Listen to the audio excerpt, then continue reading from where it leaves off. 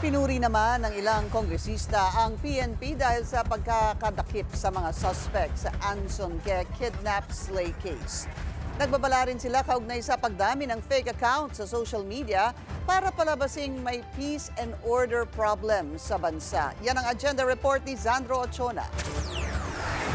Ikinagalak ng ilang lider sa Kamara ang pagkakaaresto sa tatlong sospek sa kidnapping at pamamaslang sa Filipino-Chinese businessman na si Anson Ke.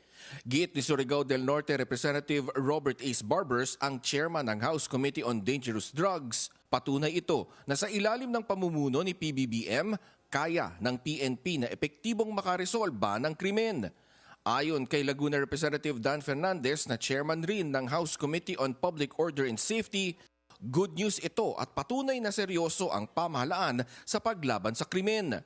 Dagdag pa niya, walang namatay sa police operation na maaari naman palang magawa ng mga pulis.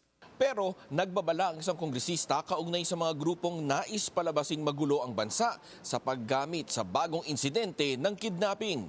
I think they're trying to create chaos. Sinusubukan nila na gumawa ng kaguluhan. Pero sabi ko nga, nandiyan po ng ating kapulisan, nag-work po ang sistema. At yung mga statistics o yung mga haka-haka sabi nila, isolated cases po siguro. Hirap naman na nagbibitaw sila ng ganyan na ginagamit lang po sa paninira sa pamumulitika. Giit pa niya, dapat maging mapagmatsyag ang publiko laban sa mga nagpapakalat ng maling impormasyon na may intensyong manakot at magdulot ng kalituhan. Sabi ko nga, good old-fashioned police work and coordination with the local and national government. So, wala. Talagang tututok tayo kung saan ang katotohanan at kung saan po yung trabaho. Kaysa po na magdedwell tayo sa pagpapalaganap po ng mga pananakot sa fake news.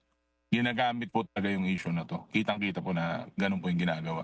Nauna nang nagbabala si Deputy Speaker J.J. Suarez kaugnay sa report ng Israeli tech firm na Sayabra kung saan natuklasan na nasa 1/3 ng mga account na nagpo-post sa social media tungkol kay dating Pangulong Rodrigo Duterte tungkol sa pagkakaaresto niya ay peke. Habang nasa 45% ang mga diskusyon online tungkol sa 2025 elections ay dahil sa mga bot, sock puppet at paid influencers na posibleng umabot ng milyong-milyong mga user. Ayon kay Suarez, maituturing itong digital warfare at ang bakbakan ay hindi lang sa internet kundi sa mismong mga puso at isipan ng milyong-milyong mga Pilipino. Para sa agenda, Zandro Ochona, Billionario News Channel.